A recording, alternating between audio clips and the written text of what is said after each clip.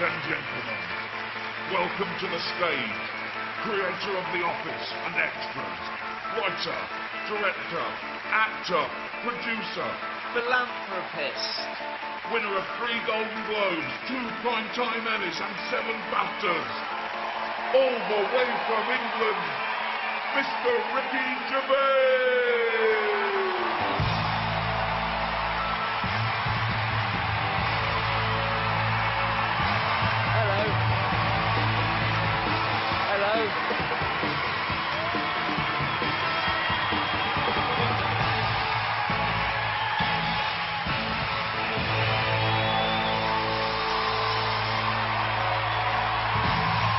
Thank you. Hello, Chicago.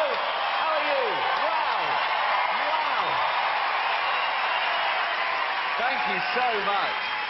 Thank you so much. Thank you. Thank you. Thank you. That was an amazing welcome. I should explain something straight away. Usually when I come out on stage, it's amazing, okay? I'm doing cartwheels and backflips. It's fucking spectacular, right? But I've hurt my back. That's true, actually. I've pulled a muscle in my spine playing golf. I know what you're thinking. Serves me right for playing such a stupid game as golf. But, no, I've been in agony. I'm actually on painkillers right now. So, no, it's true. If I suddenly start talking like Paula Abdul, you'll know why. I'm not drunk. So, when the doctor... This is true. When the doctor gave me the painkillers, he said, no, you can't drink alcohol with these. And I went, I don't want them then. Anyway, he went, what? I said, give me some you can drink alcohol with. Right? And he went, well, you're not meant to drink with any painkillers. Who are you, my fucking mother? Just... So I've been walking around like the Elephant Man for days, but without the big cock, obviously. I assume he had a big elephant's cock to match the head. No, that would make things all right then, wouldn't it? That would sort of balance it out. No, because then he'd look in the mirror and he'd sort of go, oh, no. Oh, look at that fucking head. Oh, hold on, though. What's going on down here? Hey! Oh, swings and roundabouts. Let's celebrate. The buns are on me. So, yeah, that's my problems. I didn't cancel, though. Don't you hate that when an artist cancels? You turn up and goes, concert cancelled due to sore throat. Oh, or I couldn't go on, I was depressed. Oh, poor little artist. Oh, can you imagine a labourer trying that? Turn up going, I've got a little tickle and I'm fed up. Oh, move the fucking bricks, mate. Never cancel. I had a gig in Dublin a couple of months ago, okay, and as you know, Dublin is in Ireland, which is off it's off the coast of Great Britain. It's not part of Britain, but it's very close. It's sort of like our Cuba, I suppose. It's like...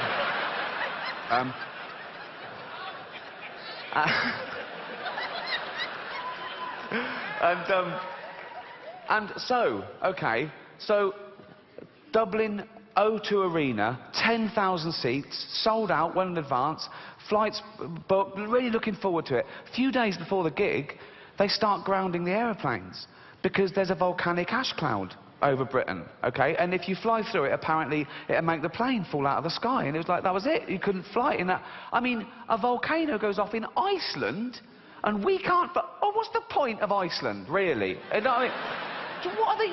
Just fill in all the volcanoes with concrete, okay? Just... In fact, tarmac the whole country and make it a car park for real Europe, because it's a waste of fucking space, okay? And so, I'm thinking, well, I've got to get there. I can't cancel. There were sort of pop stars and people coming over from America, and they were cancelling their flight because they couldn't get in and out. I thought, I can't. So I hired a helicopter to and from Dublin. It cost me £12,000, right? Just because I couldn't bear to let anyone down. Or take the ferry. That was... they were still running, sure. But that would have meant mixing with the general public, and I don't... This is about as close as I ever... No. So, I don't know if you were affected by the volcanic ash cloud, but I had friends that were stuck all over the world, and they missed weddings and funerals, and they had to put themselves up in a hotel for extra days that they hadn't budgeted for, and they couldn't get their money back, because the airlines were saying, no, we can't pay you, because the insurance companies won't pay us, because they're saying it's an act of God. Well, what isn't an act of God? No, if you believe in God, that's sort of a definition of him, isn't it? that he does everything. Isn't that right? Everything is an act of him. He's all-powerful, he's everywhere at once. He invented everything. There was nothing before him. He invented time, everything. He's across it all, okay? He doesn't miss a trick, and he's not absent-minded. A volcano going off isn't like him going, fuck, I left the oven on. You know, it's... And who are these insurance companies that can decide what is and isn't an act of God? How do they know, okay? Have they got a hotline to God? They called him up, do they? Ring, ring, ring, ring. Hello? Could I speak to God, please? Speaking. Oh, I didn't think you'd answer the phone yourself. What do you want? Oh, that volcanic ash cloud. Was that you? Yeah. Yes, that was an act of me, all right. So I shouldn't pay out. No, don't fucking pay him a penny, son. No. Brilliant, brilliant. While I've got you here, did you make a tree fall on Steve Baxter's car? There's a lot of Steve Baxters. Steve Baxter, 2 Acacia Road, Hounslow. It happened at 2:15 on the 3rd of June this year. 2:15, 3rd of June. No, that wasn't me. I was in Africa that day giving AIDS to babies.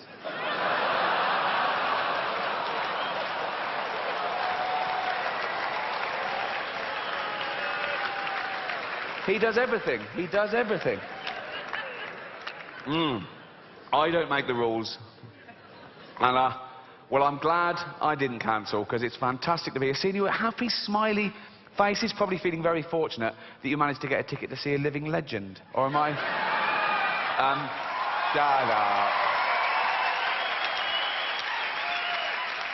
I know. You lucky fuckers, you really...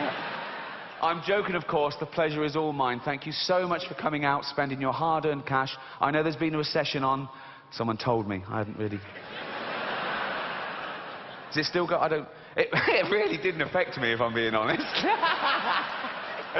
Oh, dear. We can laugh about it now. No, come on. I don't understand the recession. It wasn't until last year I found out you could go into your bank and say, can I withdraw my cash? And they could go... No. What? No. Yeah, got it. Well, I've got £50,000 saved. You went. Where is it? Lost it. What? Have you checked the vault? It's empty. What was the point of that? You might as well have kept it in a drawer, you spotty little twat. I hope you enjoy the show. Well, you'll let me know, won't you? If I say something funny... you'll laugh, and I'll go, oh, I'll keep that in for the rest of the tour. If I say something that isn't funny, you won't laugh, and I'll go, I'll lose that bit. So some bits tonight will be exclusive to you. They will be the shit bits, granted. OK, let's start the show. Let's get on with it. No one wants to be here all night. You can have too much of a good thing, can't you? Like heroin. What? Although too much heroin is death. Basically. That's when you know you've had too much. You go, oh, fuck, I'm dead. I'm fucked. That's the thing, though, with heroin. You know, try anything once, kids, sure. But know this, right? No. You think, yeah, I'll try heroin. I'll just try one. Give me a heroin. Give me one heroin, OK? Just have one. Oh, what's it like? Oh, it's fucking lovely. I want more. I can't just tap. It's like Pringles. It's like... once you pop, you can't stop. I think that's how it works. I'm not an expert. Believe it or not, I've never been a heroin addict. No round of applause for that. See? No. See? No round of applause for never having been a heroin addict. If I'd have come out here and go, yeah, I used to be a heroin addict. I used to mug people and shit myself in doorways, right? But, exactly. Oh, yeah. Yeah. He hasn't done those things for a while. He hasn't done those things that we never did in the first place. Why are you applauding someone for suddenly acting like a normal member of society? It's like I've lost a bit of weight. I've lost about 20 pounds. Exactly. What? No.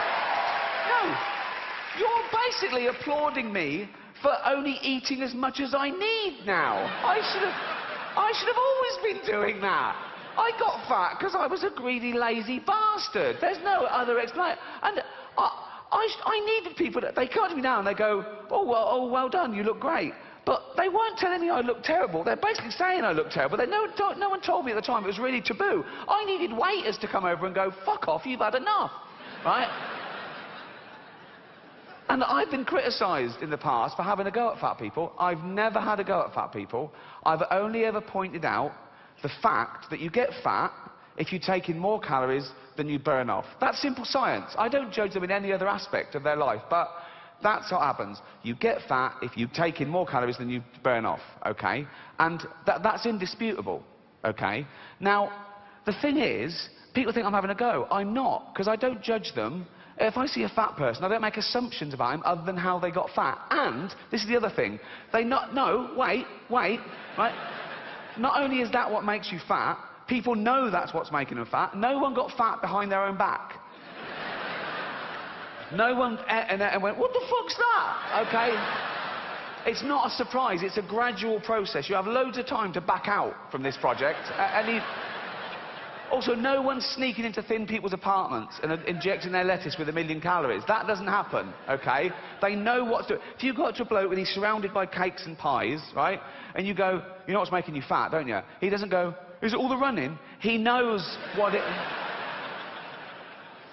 But I don't make judgments, okay, other than how they got fat, okay? If I see a fat person, I don't go, oh, he's fat, therefore he's jolly, right? A lot of them are miserable, aren't they? If I see a fat girl, I don't go, oh, she'd be pretty if she lost weight. That's rarely the case, okay? So don't fall for that, okay? A lot of them started eating because they had fuck all to lose. So, no. But there's no stigma attached, because people don't even want to use the word fat now because I think it's derogatory. It's a real taboo subject, so they use euphemisms. They go, oh, you know Brenda, the big girl? What, 7 foot? No. Not to. What does she look like? Brenda, you know, she's the one who's clammy even in winter. Just say she's fat. Nothing wrong with it. It's their choice. It's up to you if you want to be fat. It's fine. But they don't. They go, you know, Brenda, she's out of breath just standing up at her desk.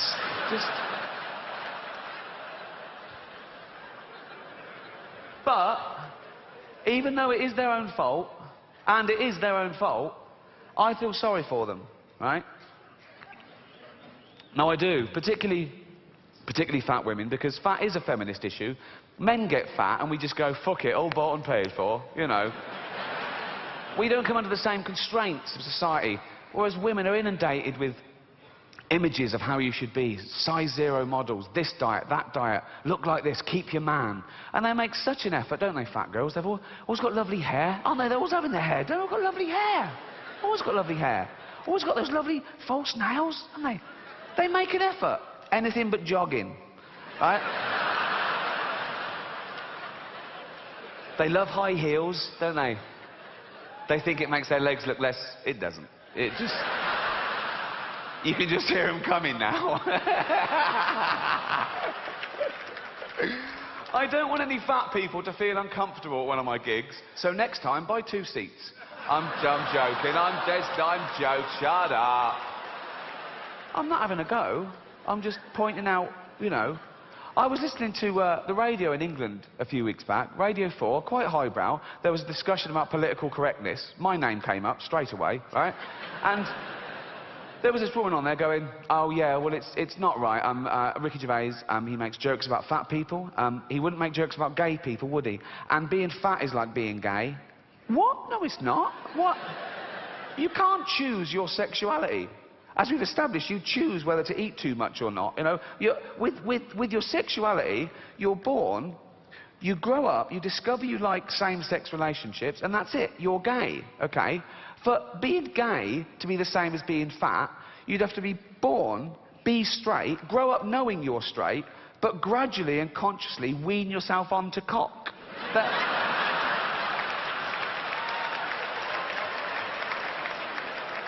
Oh.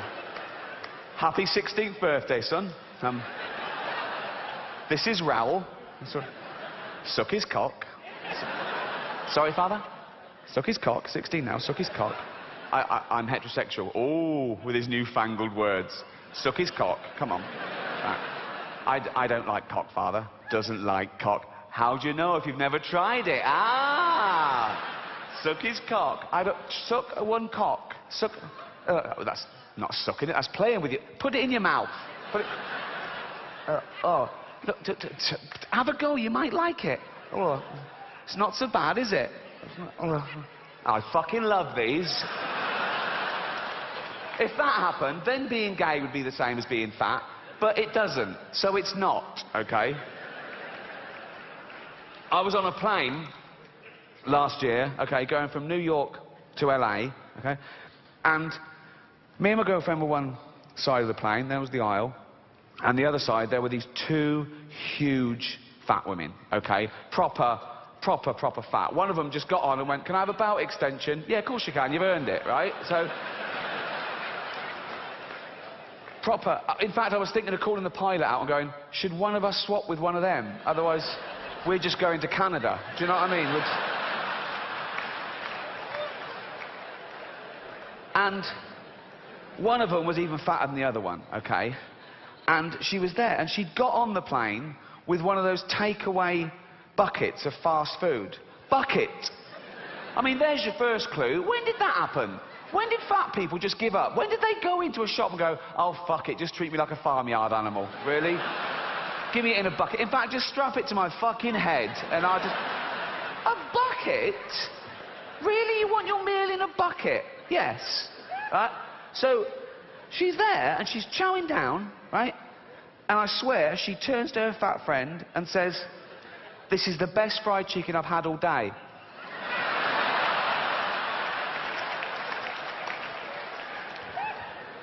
But I'm not having a go. I'm not having a go. No, I'm not. No, I'm not. Because even though it is their own fault, and it is their own fault, I don't know if you know this about fat people, they fucking love cake. They love it. They love it, right? And I blame the food industries, because you go into a supermarket and it's just packed with that stuff. Everything's packed with hydrogenated fats and extra calories and sugar and butter and everything, and they love that, okay? And there's always a big door, isn't there, to a supermarket? It's always... They've got a quadruple door, isn't it? No one's ever been too fat to get through the door of a supermarket, okay? And it opens automatically, so they don't have to waste calories pushing anything. There's just... And it's a good job it opens automatically, because usually it's glass and they can see the pie from down the road and they're in like that. Grazing, right? So, I say, keep the big door. Keep the big door. Sure, keep the big door. Come on, fat people. Come in you go. But when they get in there, it's all fresh fruit and veg. It's all whole grain. It's all stuff that's good for you, okay? Of course they'll be confused at first. They go, "Well, that's not real food to them." They think Brussels sprouts is packaging, right? They're looking, "Where's the cakes? Where's the cakes?" The cakes are over here, but the cakes are through a different door. But this door is human-sized, okay? So now they go, "There's the cakes." They go, "Oh, fuck, I can't get in. I can't get through the fucking door. I can't. And they're starving. They go, "Oh, God, what's this? I've got to eat something. What's this, a banana?" And they go, "Oh, no, I still can't. Back and have a carrot." They're back and forth for days, and the fat's fallen off them. Soon they can slip through the door and have a cake. They can't get out again. No, but I mean... But we've got to do something. We've got to intervene. And people say, "No, it's nothing to do with you. It's up to them. It's their body. It's their life." And that's true, but we don't say that about wearing crash helmets. Or if you've got a heroin addict in the family, you don't go, "Oh, it's his life. He loves heroin." You know, you go, "No, you've got to stop this. Please don't die." And you get him and you throw him in a cupboard for 3 weeks or something. You can't throw a fat person in the cupboard. You'll do your back in like me. But, you know... Heroin addicts, they don't weigh anything, you can throw them around willy-nilly, right? But, in fact, when they're lying there with a needle hanging out, you just get the needle and flick, and they just go into the cupboard like that, okay? Fat people, you've got to lure them in. A little trail of chocolates, and they just follow that anywhere, like that. But we've got to do something, because 1/3 of the world are obese, and 1/3 of the world are starving. The fat ones are eating the skinny ones' food, basically. I know... Most of the skinny ones are in Africa, so out of sight, out of mind, I know, but no. I can talk about Africa like that, because I'm from Britain and we used to own it. We did. When we had the empire and we ruled the world before you took over, we used to... We owned Africa. But then in the 50s and 60s, Africa wanted to be self-ruled. They wanted independence. And they said, look, we'd like to run it ourselves. We went, fine. So gradually we started giving Africa back to the Africans. And by the 70s, it was totally run by the, Africans themselves. And, of course, in the 80s, we get a phone call. Hello? Hello? Who's that? Africa. What do you want? We're starving. You should have thought of that before you wanted independence. Well, we didn't know there'd be a drought, did we? Drought? I'll give you a drought. This is true. When I was a kid, I was about 10, we had a really long, hot summer, okay? And there was a hosepipe ban. You couldn't water your flowers. We've all suffered.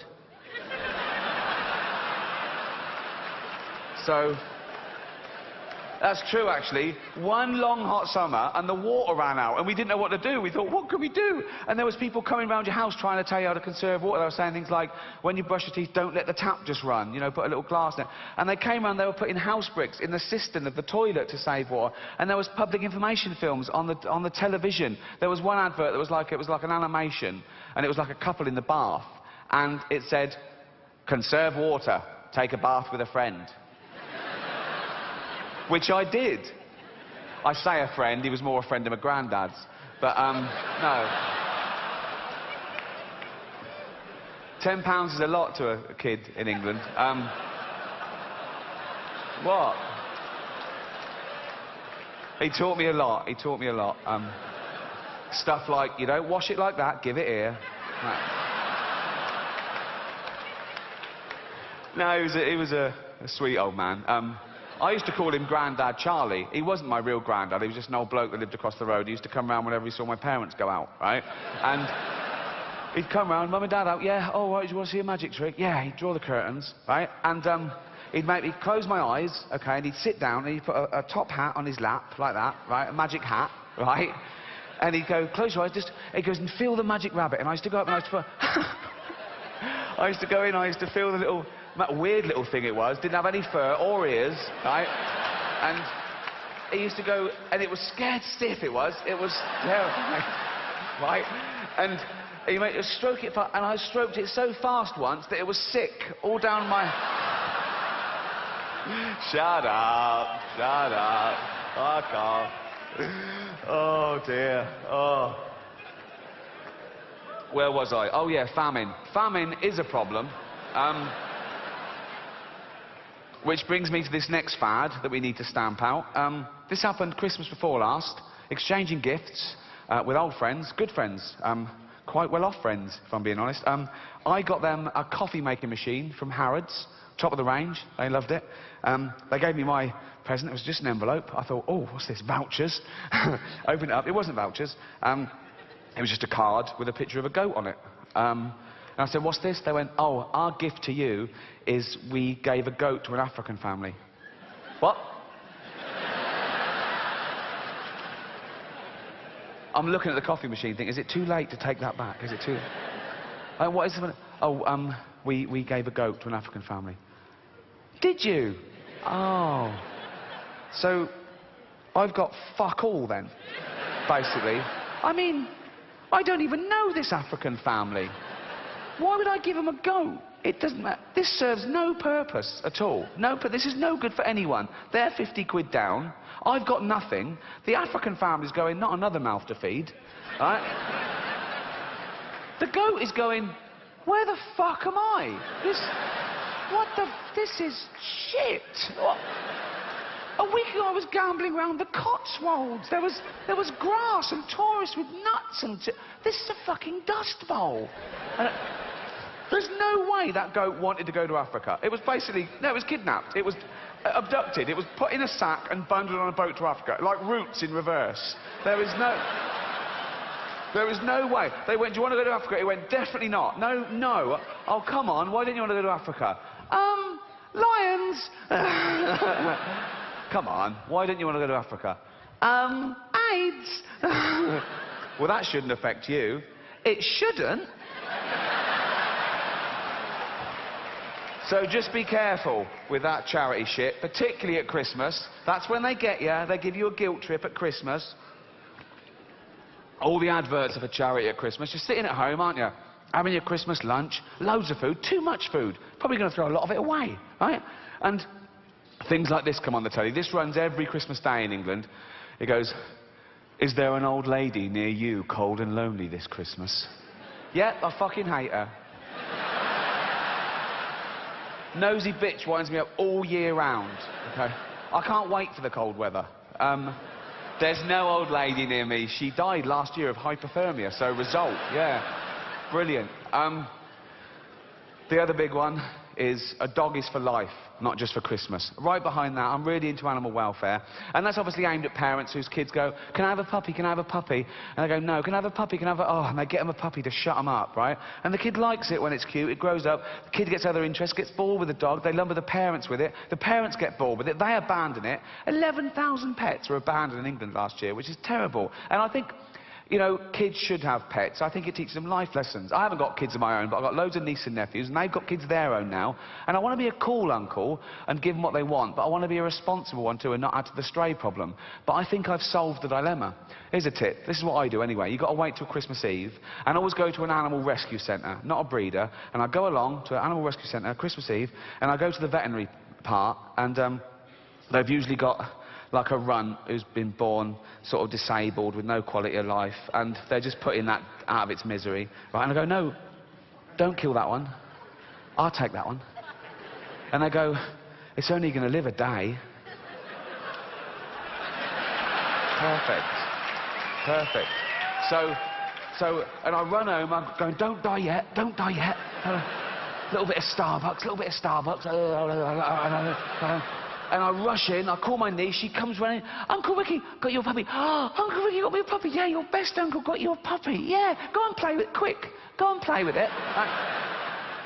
And she takes it to bed with her Christmas Eve, and she sleeps with it. She wakes up, Christmas Day, it's dead, cold, stiff, gone. So, result, not a problem. And they always come down the next day, they go, "Oh, my puppy's dead, my puppy's dead." I go, "Oh, what, the puppy your uncle got you, he did his bit, and whatever happened after that isn't his problem." They go, "Yeah." And I go, "Oh, maybe you rolled over on it in the night." "Oh, did I? Oh, no. Oh, no." And they start going, "I killed my puppy, I killed my puppy." I go, "No, you didn't kill your puppy. Jesus killed your puppy." On his birthday. Because you didn't spend enough on your uncle's Christmas present. They usually buck their ideas up the next year. The other big campaign at Christmas, don't drink and drive. Right behind that as well. A lot more stigma attached to that these days. When I was growing up, it was whether you got away with it or not. But people now know it wrecks lives. I'd be getting in the car when I was a kid with grown-ups, family. And I go, "No, you can't drive. You had too much to drink." And they go, "It's all right, I won't get caught." But now that people know that's right, and I've done it once, and I'm not proud of it, I'm fucking ashamed of it, and that was Christmas. I wasn't drunk, but I was over the limit, and I took the car out, and I knew I shouldn't be driving. But I learnt my lesson, because I nearly killed an old woman. And no, in the end I didn't kill her. In the end I just raped her.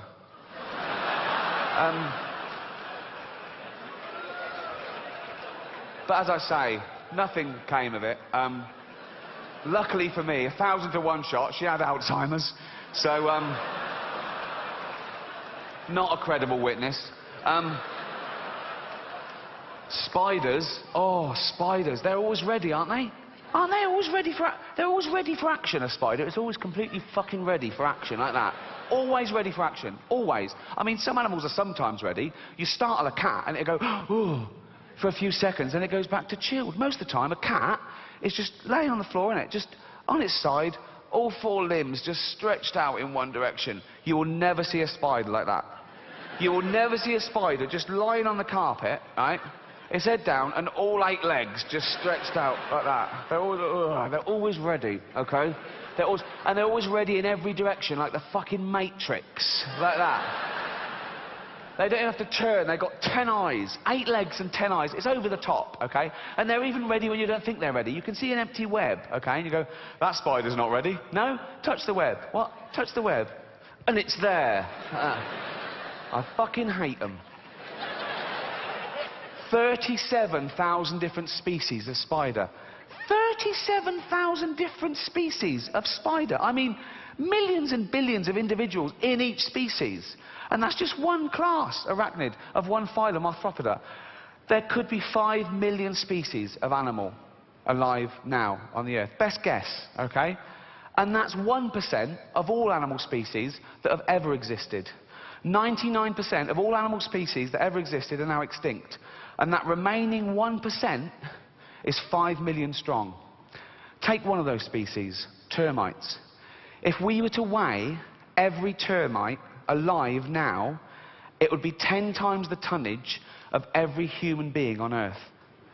And it's statistics like that that make me think that this book isn't totally accurate.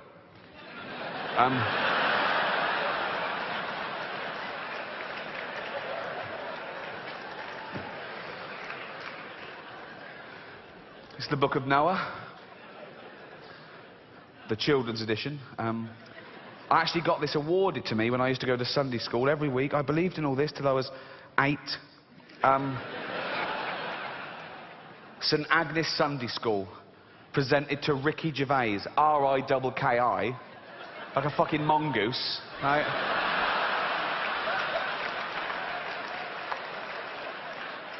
For regular attendance, not even for being good at anything, just for turning up, right? He's always here, give him a prize, he'll be back. Thank you, thank you. Let's have a look at the evidence. Long, long ago, when God first made the earth... I'll let both those points go, we haven't got time. Right. Long, long ago, by the way, according to the Bible, is 5,000 years. According to the Old Testament, the earth is no older than 5,000 years old, okay? It's actually 4.6 billion years old. Let's pop that in. Pop that. 4.6 billion years ago, when God first made the earth and sky... All right, don't big it up, it's like... It comes as a package, really, doesn't it? I mean... Do you know what I mean? The sky was never an optional extra. It's like, made you a planet, I can't breathe. Would you like an atmosphere? Of course I fucking would. So, well done, but... Everything was peaceful, everything beautiful. God made human beings too, and he wanted them to be good like himself. Arrogant. Right. But very soon they wanted their own way. They would not listen to God. They became wicked and did wicked things. Look at them doing wicked things there. You don't get much more wicked than that, do you? Fuck off. Oh, fuck off, wicked. Really. Fuck off, wicked. Really. Ah. God just looking on. Oh, carry on. See what happens. See what happens. Oh, see what happens. Yeah. Oh, see what happens. Bloke there running off with a big bag of money. Don't put it in a bank, you cunt. Right. God looked at them and said to himself, they are so wicked, I will have to wipe them off the face of the earth. Really? Really? Straight to genocide. What happened to 1 verbal and 2 written warnings? Straight to the annihilation of the entire human race. Because of fatty yellow trousers picked someone's nose. Really? Fuck. Anger management, Matt. Just calm the fuck down. Let's talk about this. Wow. I read that to Carl Pilkington, right? Who is, yes. Yes. Head like a fucking orange, I know, yeah. And I read that bit to him. They are so wicked, I'll have to wipe my face the earth. And Carl said, he sounds gay. I said, what do you mean? He went, some gays are a bit like that. He thought God was like having a hissy fit. Like he's going, no, they treat me like a bastard, I'm going to treat them like a bastard, I'm going to show them, I'm going to wipe them out. I said, Carl, God is not gay, okay? Read the Bible, he hates them.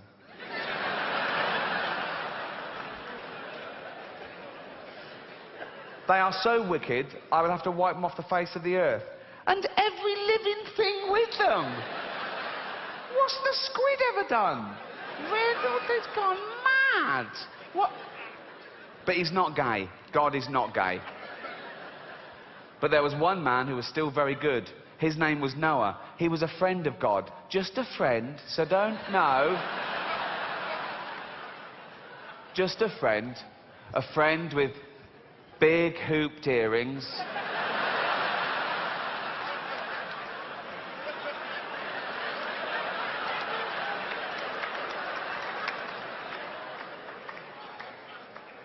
Rouge. What? What's he doing? He lives in a cave. What's he doing with this? What? Oh, what are you doing? Seeing God.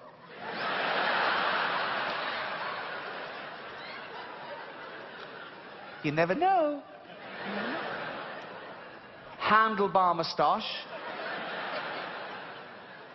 Holding God's hand. Who's wearing a blouse?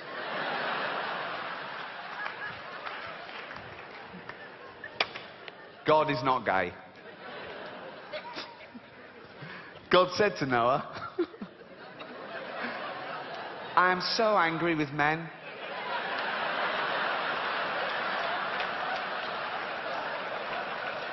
You mean men and women? Whatever. I am so angry with men that I have made my mind up to destroy them all. I have stretched my bow in the sky. It is a rainbow. That's got to be the world's first pun, hasn't it? It will make so much rain pour down on earth that everything will be drowned, but not you. I want you to build an ark. It must be like a big boat with 3 decks and a roof over it. Yeah, I know how to build a boat, mate. And you will make a door in the side of it. Do you think I'm a complete idiot? I know. Noah did exactly what God told him. And then God said to Noah, now, okay, now this is aimed at children, admittedly, but it's taken from the Old Testament story in the Bible, but I don't think the author of this book is a zoologist. As we've said, there could be 5 million species of animal. I don't think he knows them all, the way he backs out very quickly in this next sentence, okay? I want you to take 2 of every kind of animal with you into the ark. 2 lions, 2 tigers, 2 elephants, and so on.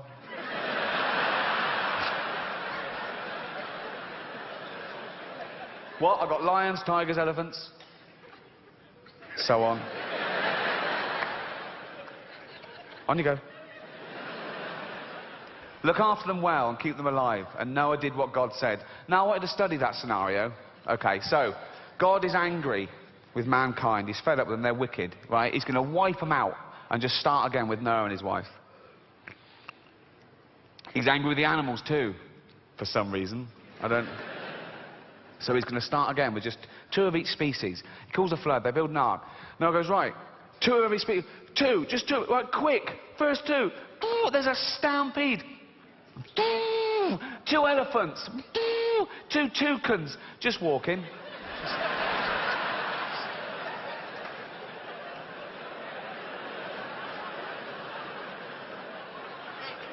There's no rush.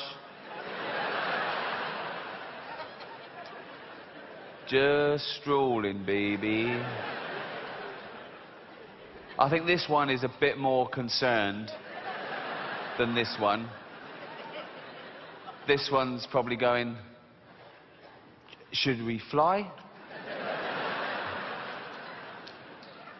Nah.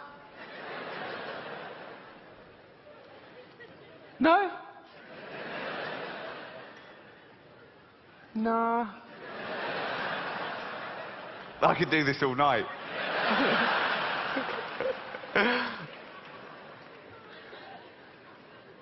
No?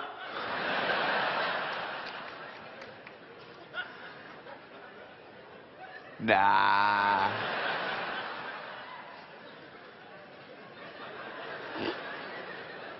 Sure? Yeah. I mean, we've got wings. We've got feet as well. Why don't you want to push in? That elephant's looking at me funny.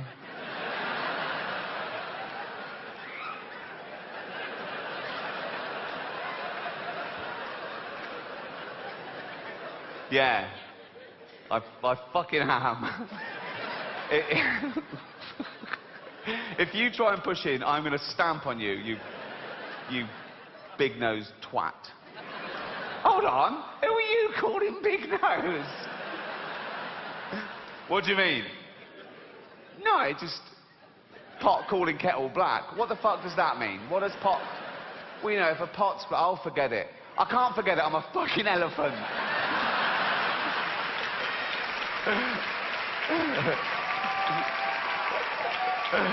Oh, 2 camels, 2 lions, 2 ostriches, 2 leopards, 2 tigers, 2 zebra.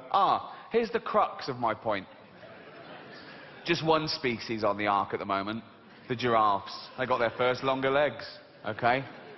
5 million more species to get on there. So, 2 of it. So, two animals on the ark at the moment, 10 million more animals to go. 10 million more of those, okay? 10 million, okay? As far as 10 million of them to get on there, just 2 on there at the moment.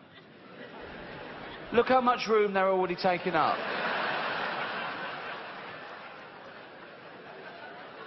It's at a 1/3 capacity. What's it going to be like on there when these 2 fat cunts get on?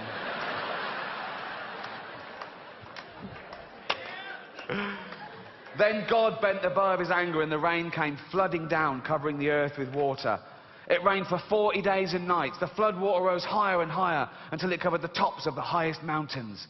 Every living thing was drowned except Noah and the animals in the ark. And the fish. They were fine, weren't they? They were fine. They were loving it. They were better off. In fact, all the sea creatures. I mean, mountains underwater, their domain had increased like 10-fold. Also, it's so much more interesting. You've got crabs going, I'm on a fucking mountain. This is amazing. I never want this flood to... I've never been up here before. I think of that when you see on the news, like, if there's a little village in Gloucester flooded or something. And it's really sad. You see people, they've lost their homes and they're in dinghies and they're carrying their pets. And you see a little row of antique shops completely underwater. And I think of a fish just looking in the window of that antique shop for the first time.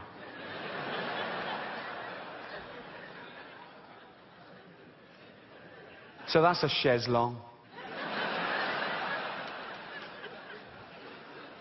For 150 days, the earth was covered with water. Then Noah opened the window of the ark and looked out. The water seemed to be going down, but how could he be sure? Well, ask God. You've been chatting to him all the way through. Why are we getting cryptic all of a sudden? He sent a raven out, but it soon came flying back. It could find nowhere to settle. Noah waited another week, and he sent out a dove. Why did the raven lose his job? But the dove came back too. See, the raven wasn't bullshitting. There was still no dry land anywhere. But one day the dove flew out, and why did the dove get a second go and not the raven? Racist.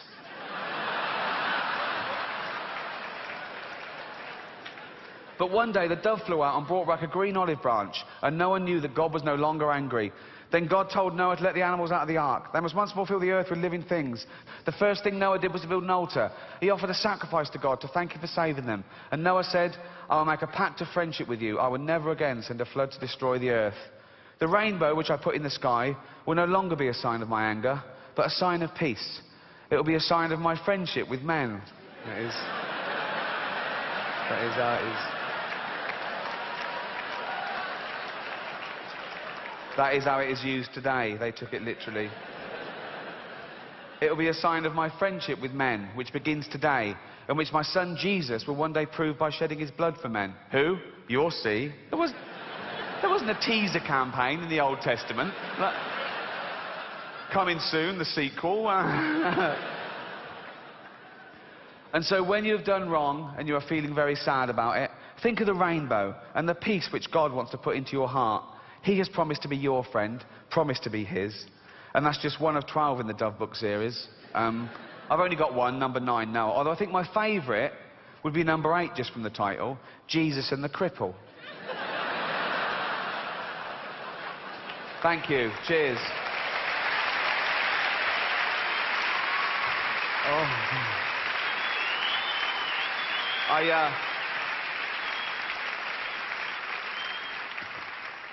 I read that whole book to Carl, and he believed it all. Why wouldn't he? It's written down. And I said, Carl, think, how could they get 10 million animals on a boat? Carl went, they said it was a big boat. Yeah, they did, that's true. I said, but they're all part of the food chain. They would have literally had to have eaten each other to survive. Why didn't the lion eat the antelope? Why didn't the spider eat the fly? And Carl said, Because in a crisis, you all pull together. Amazing. I'd love to do a book of his quotes. I love books of quotations. I love just reading them for pleasure. I've got a few of these compilations, and one of my heroes is Winston Churchill.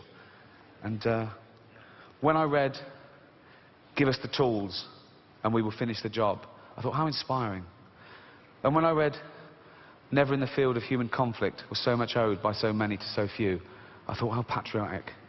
And when I read "It is a good thing for an uneducated man to read books of quotations,"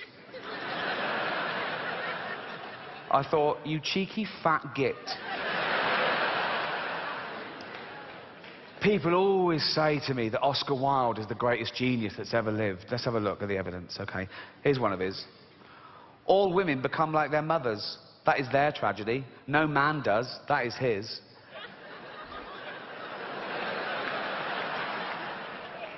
That sounds a bit gay to me. I don't just... Give me another go. Here's another one. "I couldn't help it. I can resist everything except temptation." That sounds gay as well. I think... I want to start that with an ooh. I want to go, "Oh, I couldn't help it." Do you know what I mean? And I want to end it with, "I can resist everything except temptation. Chance to be a fine thing." You know, And when he went through customs in New York all those years ago, and the customs officer, just doing his job, said, "Have you anything to declare?" Oscar Wilde famously said, "Nothing but my genius." Ooh. Wasn't witty. I bet he planned that. I bet the first time he went through customs in a foreign country, it was all, "Yes, sir, no, sir. Anything to declare?" "No, thanks." On you go, "Oh, I just thought of something fucking brilliant to say." Oh, I'm always doing that. "Excuse me, can I go back through?" "No." Oh, you had to wait weeks in those days, back on the boat to England, just thinking, right, if they say that again, anything to declare, "Nothing but my genius, I'll be in a book of quotations." Right. He gets there again, weeks later, finds the same bloke, goes up to him. Bloke goes, "On you go." "Didn't even fucking ask me that time." "Excuse me, I didn't ask me if anything." Random. Fucking random. Right? Back on the boat, 3 weeks later, gets there this time, finds the same bloke. This time he's starting looking shifty, so he gets picked out like that, right? Bloke goes, right. "Did you buy anything?" "That's not the question." "Say if you have anything to declare." "Okay, have you anything to declare?" "Nothing but my genius." "Who's the butt plugs?" "They're mine."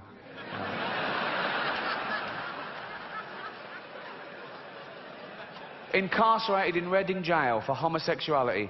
We've come a long way from it being punishable to total equality, as it should be, of course. In England, the gay age of consent, same as heterosexuality now, 16, and even gay marriage. Although, ironically, the one place that was really ahead of the game fell behind a little at the last election, California. They had a referendum, they put it to the vote, and they voted no to gay marriage. I mean, in California, there's people going, "That's why we moved here." I mean, it's a strange sort of bigotry that you can affect someone else's lifestyle that doesn't affect you back. It's not like they asked a bloke once, said, "Sorry, do you mind if these two men get married?" He went, "No, fine." "OK, jack 'em off then." "What? I didn't know that was..." That doesn't happen, does it? That doesn't happen. But it's also a strange sort of bigotry because these people that object to that were presumably the same people that said, you know, gay people were immoral and promiscuous. But now they don't want to be monogamous and respectful in the eyes of God. And it must be so confusing to a gay guy in California thinking, that's the bit they don't like. With all the other shit we get up to, it's the marriage bit. They must be so confused. They must go to judges and go, "Sorry, can I get the rules straight? What do you want to know?" "I just need to know what we can and can't do." "Ask away." "Can I marry a man?" "No." "Can I fuck him up the arse and give him a little reach round?"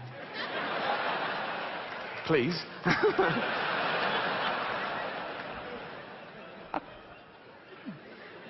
"Can't marry him?" "No." "But and a little...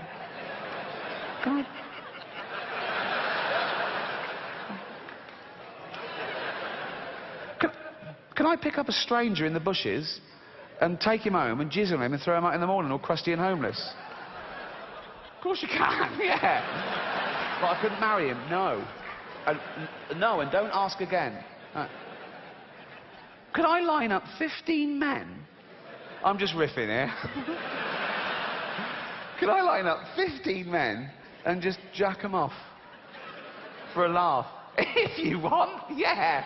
Yeah. It would be difficult, wouldn't it? Jacking off 15 men at once. It would be like plate spinning. Wouldn't it? No. Because you could only do two at once, really. So you'd have these two ready to blow, but then they'd be losing it, and you'd go, fucking hell. Oh, there you go. Oh, fucking hell. Oh. Ain't it knackering? Jacking off 15 men at once. Never thought I'd say that. Oh. Again. No. There's these people that say being gay isn't natural.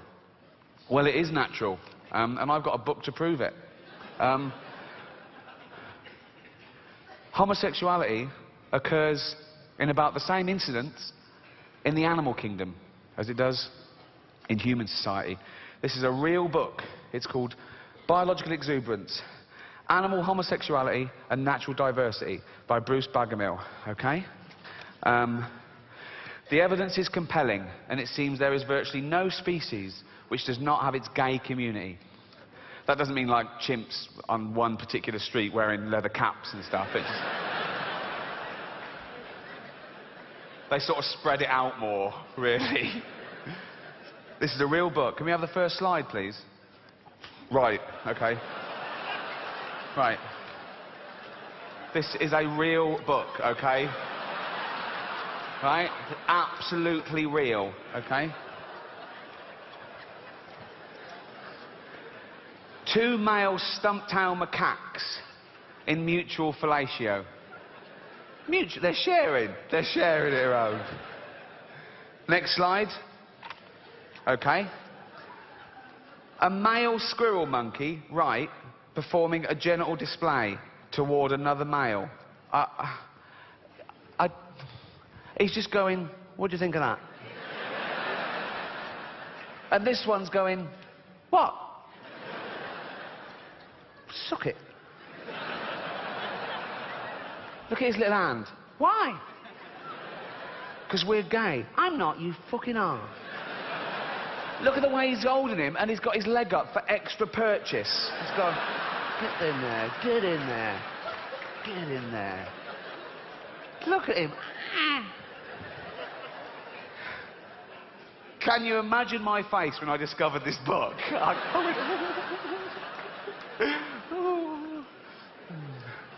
Next slide, please. Okay. A female Olympic marmot mounting another female. Now, I don't know what is in that for either of them. Unless the one on top is wearing a strap-on dildo.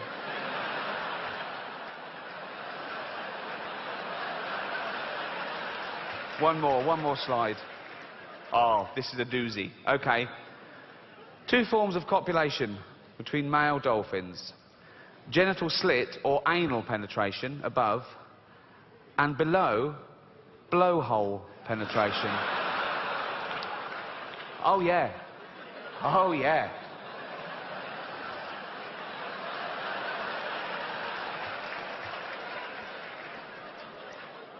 Basically, he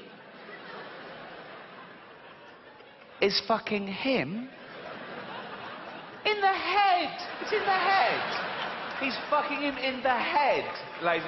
I have never seen that on any wildlife documentary. Why have I never seen that before? Why are they doing that? Maybe it's not in the wild. Maybe it's in SeaWorld, which is like their prison.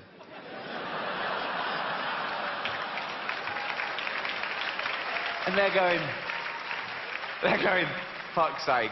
They put in two males. Some people think we're fish. We might as well fucking do it, okay? I mean, look at his face.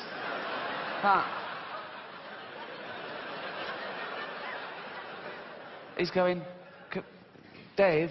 What? Could we not do it up the arse like them? No. It's in the head or nothing.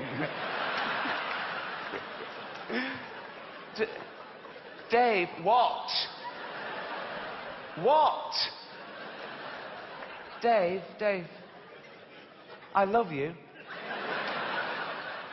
But I can't fucking breathe.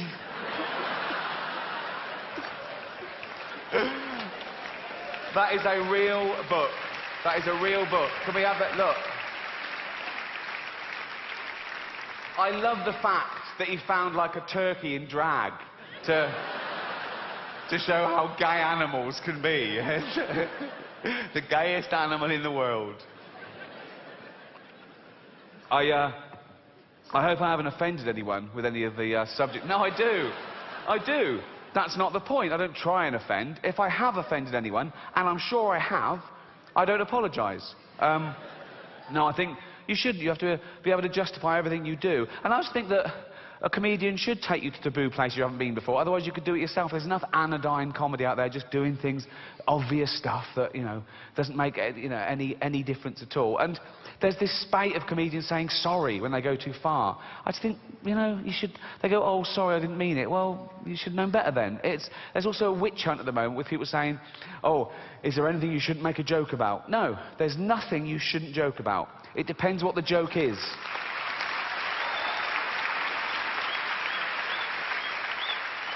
Comedy comes from a good or a bad place, and it's for you to decide what that is. And I think that there's a big debate about sick jokes, or comedians doing sick jokes. Now, the thing about sick jokes, when we tell a sick joke, it's with the express understanding that neither party is really like that. I wouldn't tell a sick joke to a known pedophile.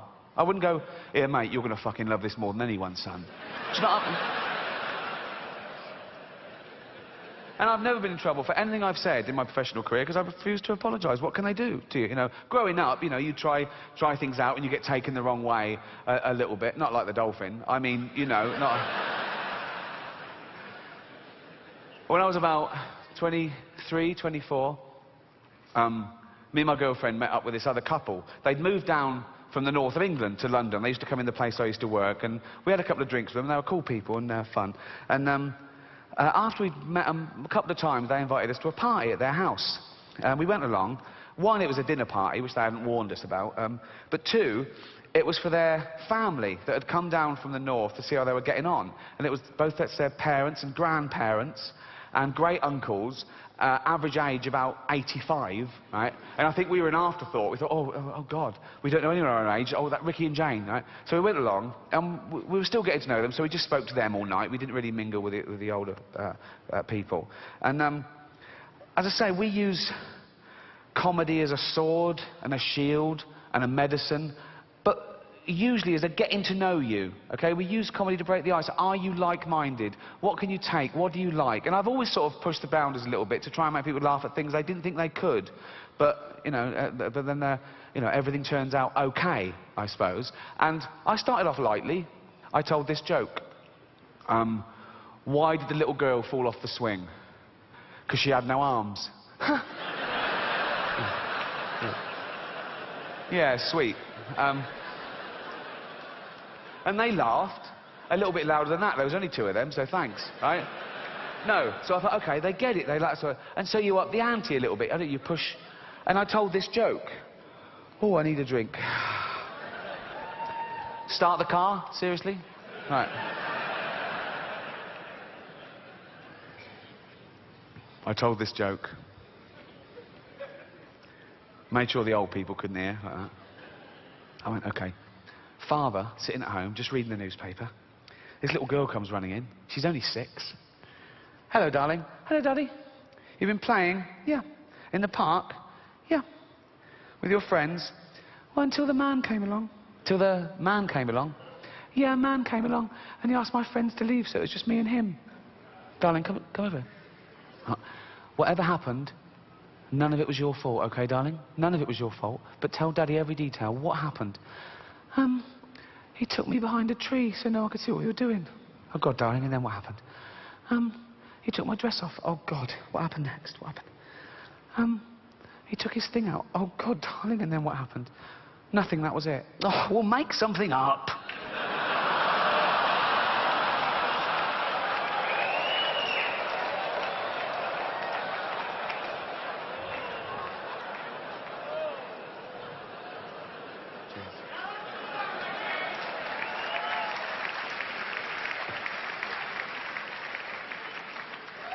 Don't tell anyone that. I want it to be a surprise.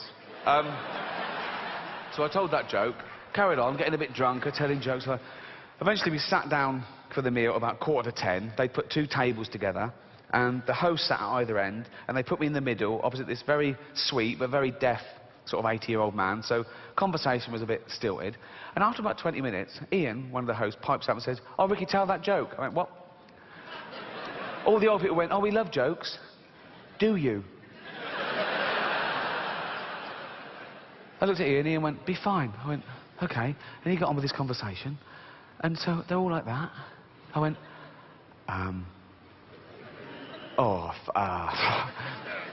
father sitting at home reading the paper. Little girl comes running, told the whole joke, got to the bit, "Well, make something up." They went, silence. I looked at Ian, he went, "Not that one." Thank you so much, you've been fantastic. Good night.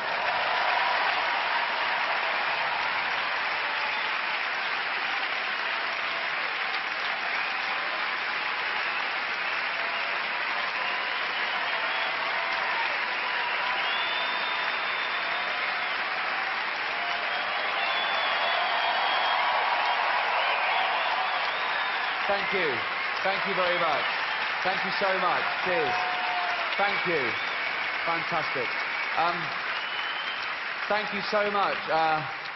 I fucking love Chicago. Isn't it brilliant? Isn't it amazing? I've had just the best time. Thank you so much. I'll tell you, I'd risk coming again through volcanic ash clouds. Anything to go. It's fantastic. Terrorist attack. I've actually always been a nervous flyer, to be honest. And I flew a few weeks after 9/11.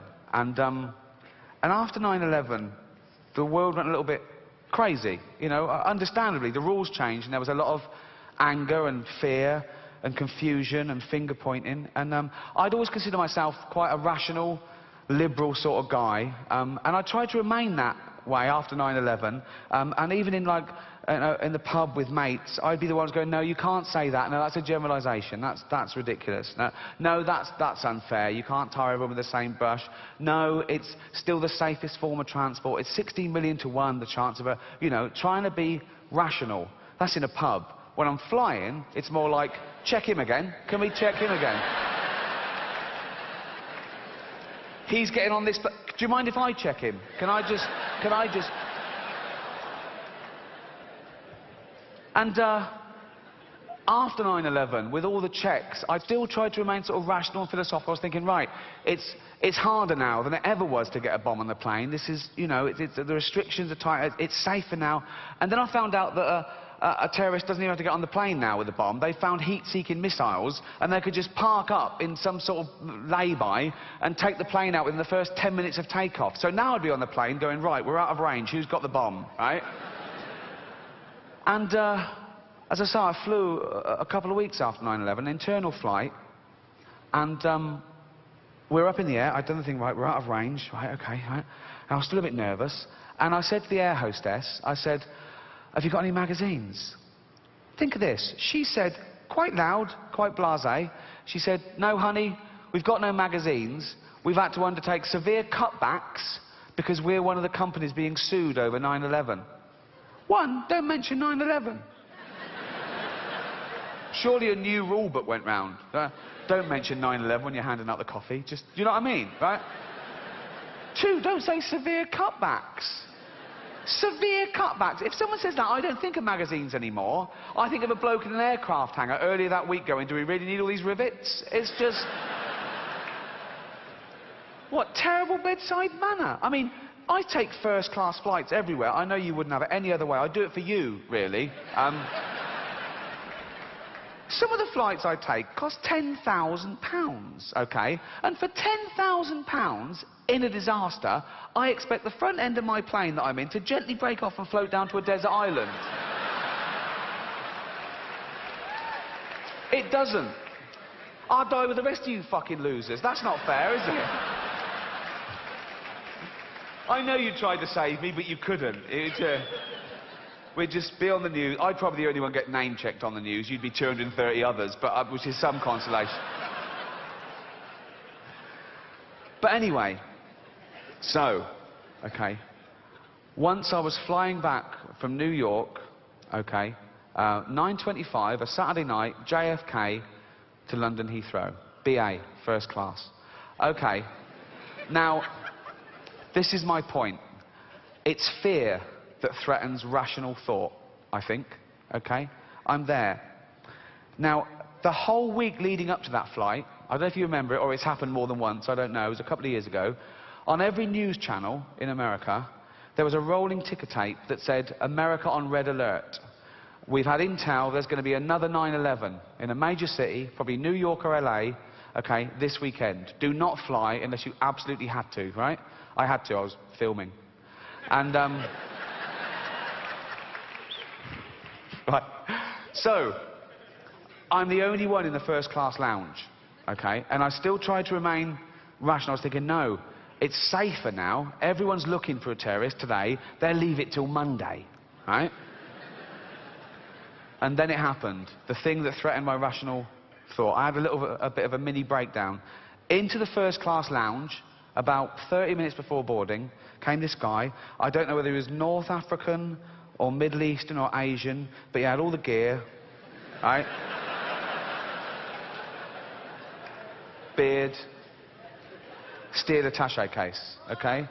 And here's your middle class sort of liberal. I went...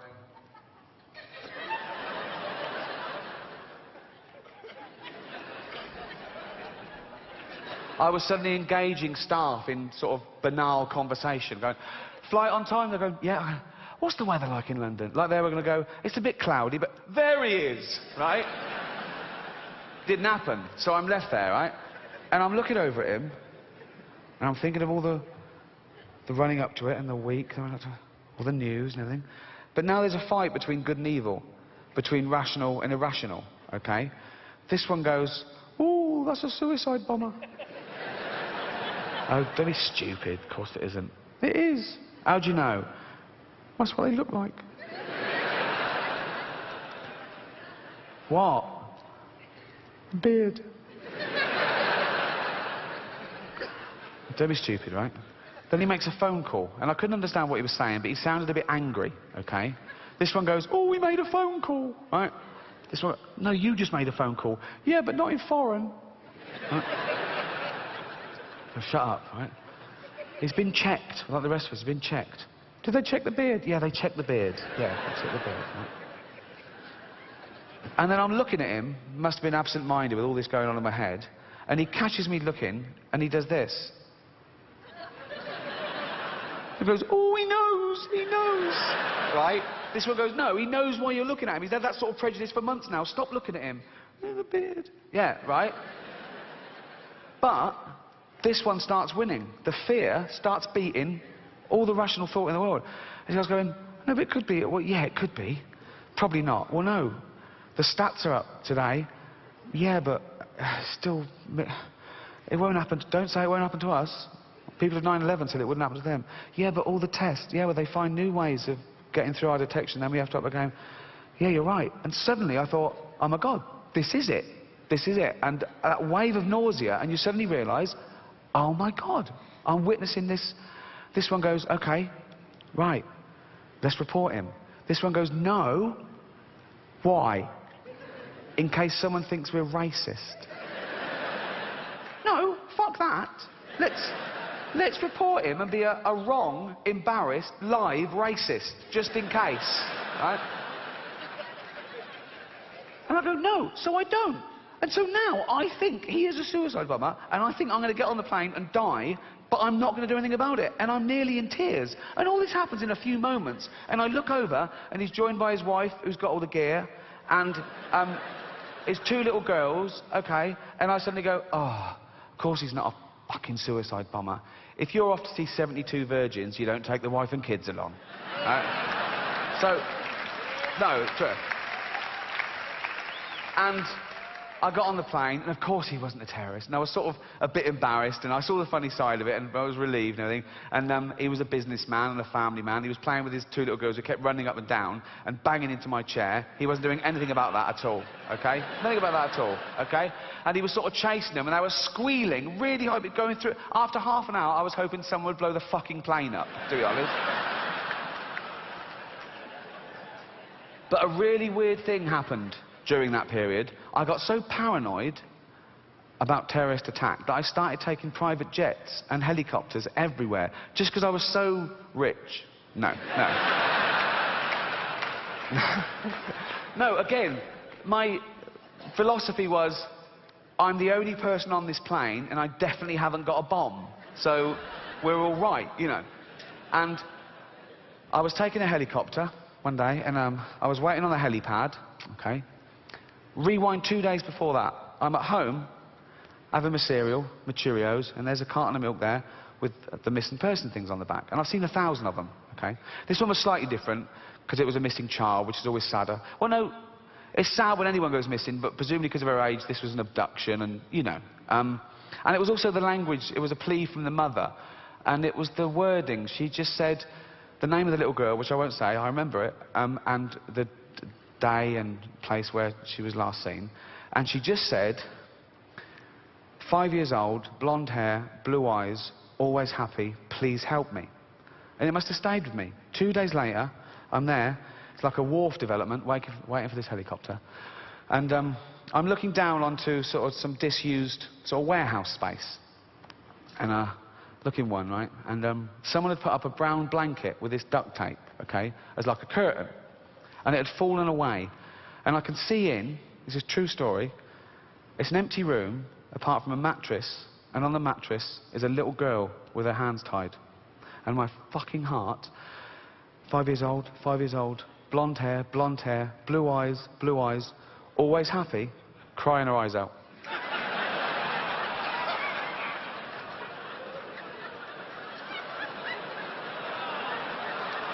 What? It couldn't have been her, I left it. Thanks very much, you've been amazing. Good night, Chicago. Cheers. Thank you. Cheers.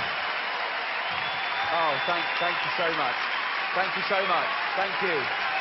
Cheers. Thank you.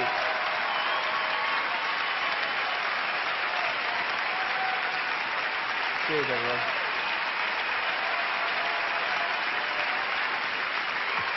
Good night, everyone. Thank you.